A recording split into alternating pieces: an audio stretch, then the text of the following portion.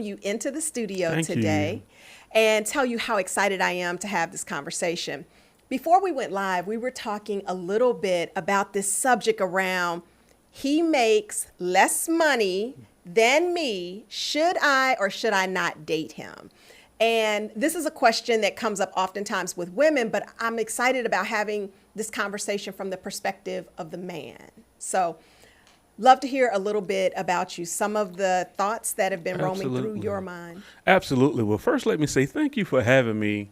This is a great opportunity because, I am always intrigued to get a different perspective when it comes to the dynamic of relationship and as it relates to codependency. And so I will say, now that I'm here and I have the opportunity to speak with you, one of the things, me and a couple of my buddies, we do talk about is that, sometimes there is a bit of a trepidation or intimidation when we have the conversation about, yeah, my wife makes more than me, or yeah, my girlfriend, she's currently making more than me. And sometimes those questions come up in the way of, man, I don't know if I stack up. I don't know if I'm adequate enough, and I don't know how to have the conversation without exposing myself, as a weakness. And so sometimes it's a little bit tricky. And it's hard to navigate. And so sometimes I just feel like we find ourselves as men in these silos or having these internal conversations like an echo chamber to where we don't have a clear understanding, like, can she appreciate me not making more than her? Do I need to be making more? Like, what should I be doing? Like, what would you say to, a guy in that position who has a girlfriend or dating someone or considering dating someone? Like, what should he be thinking about? Is it him or is it her, or what's the dynamic behind it, you think? Yeah, this is such a rich conversation. And I first want to thank you and other men for just being willing to have the conversation. What women want most off is to be able to have these conversations. I think that that's where the breakdown in communication a lot of times happen, is that we're just not willing to have an honest, a very transparent, a vulnerable conversation about subjects that are really kind of touchy, and they are really shaped and driven by social norms. And this is where codependency really kicks in. So the question you asked me is this an issue for the woman or is it an issue for the man? I think it's an issue for both, is the answer to that. You also said you and some of your friends have oftentimes thought about, does that make you inadequate to make less money than the woman? Well, this takes us back to the codependent paradigm around men being the breadwinner. I think the question that we have to ask men is, how do you define your worth? How do we define the worth of a man? I've talked to many men around this, and an answer that I oftentimes get is, I'm supposed to be the breadwinner. I'm supposed to be the one that provides, takes care of, and protects. And I know that that has been a narrative. It has been the way that we've been not only reared, every single fairy tale is designed with that thought process, that the man is the prince that comes in, he makes sure that the woman is provided for, and he slays the dragon. But our society is evolving, has evolved. And we're at a place now where I think we get the chance to ask ourselves, should any of us be defined by what it is that we do, what it is that we have, and how much money we make? It's the attachment to those questions codependency comes from attaching ourselves to things that are outside of ourselves. Because the minute that the job goes away, the minute that the title goes away, the minute that the money goes away, if we've attached ourselves to that, then our self-worth goes away with it. Thus comes the question, will she still see my value if I don't make as much as I used to, or I don't make as much as she does? So the question at hand is not really, do I need to be making more in order for her to see my worth and value? The question is really, can you see and define your value outside of those material possessions? Because when we get to the essence of it, if all those things did not exist, would you still be you? And who is that? Who is that man? Who is that human being? The more we can start to identify ourselves by some of our qualities, and the characteristics, like even the values that we have, like a man of integrity, or a man who is compassionate. There's a little taboo around that. A man who is compassionate, a man could even see himself as being weak because he's compassionate. And yet we need more compassion in humanity. A man who is brave. And bravery is not just about slaying a dragon. Brave is confronting yourself. You have to be brave to be able to look at our own character flaws. So I think the bigger question is, are we at a point in our society where we're really ready to redefine what manhood is? So you tell me, first of all, how do you relate to what I've just said? Well, yeah, I think you pointed out a few things that is really beneficial. First thing, you talked about how do you define manhood? Yeah. And quite honestly, I will say, it's interesting when we talk about manhood because sometimes in society we get different messaging. Sometimes it's toxic. Sometimes it's, patronizing, or sometimes, we just don't really know where or how we should necessarily move. We know we want to move in a space that's safe for everybody. Yes. And so, sometimes it's difficult because at least I know with myself, I find myself trying to move and adjust so everybody feels okay. And that could be because I have some personal stuff from a childhood, not having a stable home, right? Sure. Always having to move and adjust in somebody else's space. So naturally, I'm going to adjust and I'm going to move. And so part of my identity, I don't know if I've honestly properly identified what that is because I'm so used to not operating in my own space from a kid, right?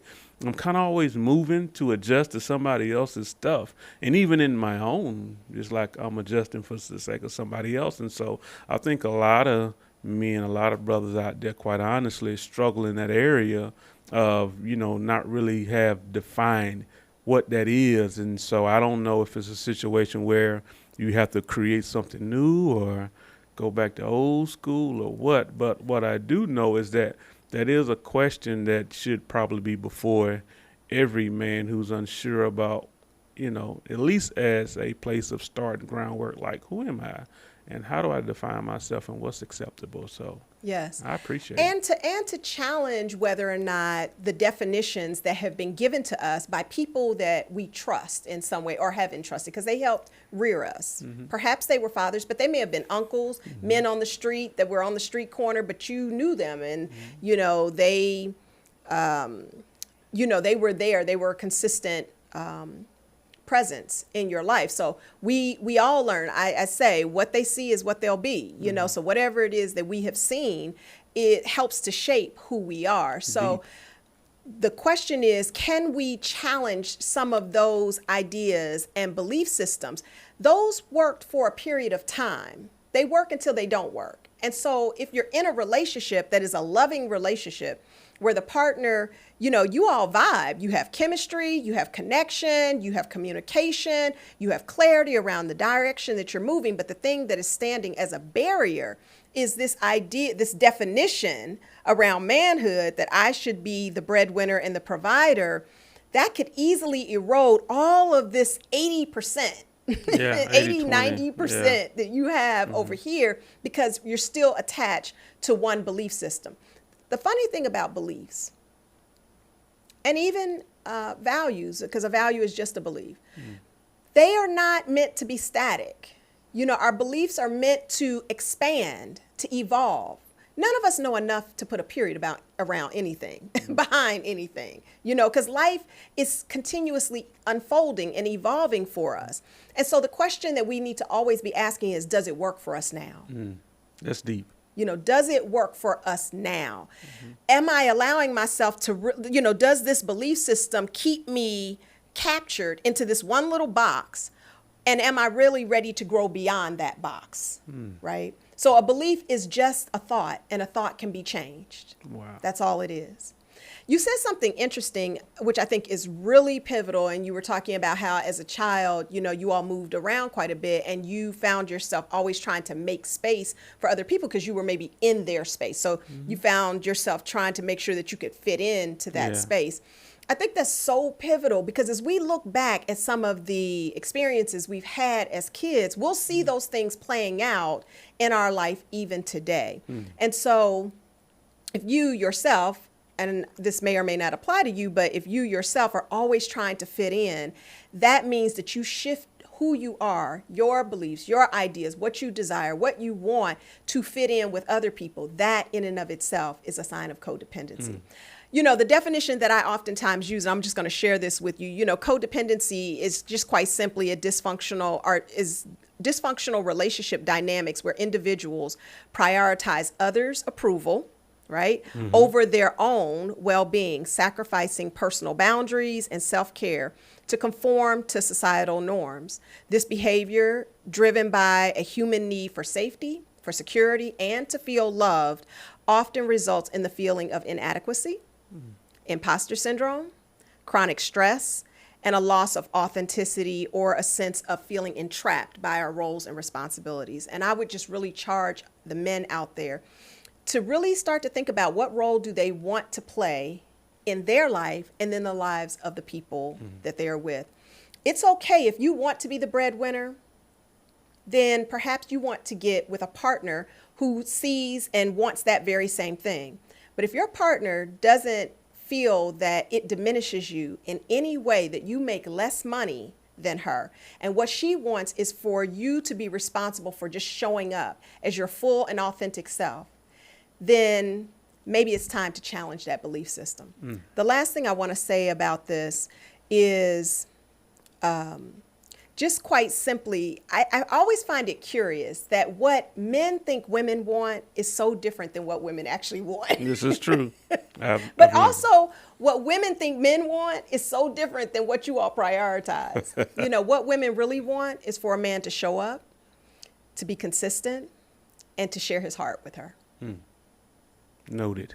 That's what we really want. We want to be able to rely on you, and relying on you is not necessarily that you've made a big deposit into the checking account. Maybe it's that every day she can count on you to be home and to be supportive of her as she pursues whatever it is that she's pursuing, and you don't judge her because of it. Yeah. You become a rock, an inspiration for that. So I would challenge the men to explore that as well. If you really want to be a great partner, it's asking your partner what it is that she needs, and vice versa is true as well. Wow. I hope that this has been helpful for you. Yeah, I wish you had a quiz or something that I can take. Well, it just so happens, I was just getting ready to say, if you and some of your friends are really interested in sort of assessing how codependency may be playing out in your life, I have a free quiz that you can access. All you have to do is click the link below to take this it will take you no more than probably 3 to 5 minutes to take the quiz, and it'll give you a gauge on how you show up in romantic relationships as well as those relationships at work, with the family, and with yourself. Then that will give you the opportunity to make some different decisions for yourself. And then I'll invite you into my Conquer Codependency Boot Camp, where you and I can work personally together to overcome those belief systems that may be keeping you entrapped by your responsibility or the role that you think that you should play. I want to thank you today for coming in and being a part of sort of the studio audience, if you will, and sharing vulnerably with the rest of the audience, because there's so many people out here that have these same questions. So if you're a person that has a question and you need it answered, not only can you drop it in the post below, I would love to have you in the audience. So feel free to reach out to us for inquiry on how you too can be an in-studio guest, where you can bring your questions, thoughts, and concerns right here, where we are conquering codependency. Thanks for showing up. Thanks for showing up for yourself, and thanks for being here. I'm Coach Tracey Knight, and I'm your codependency coach.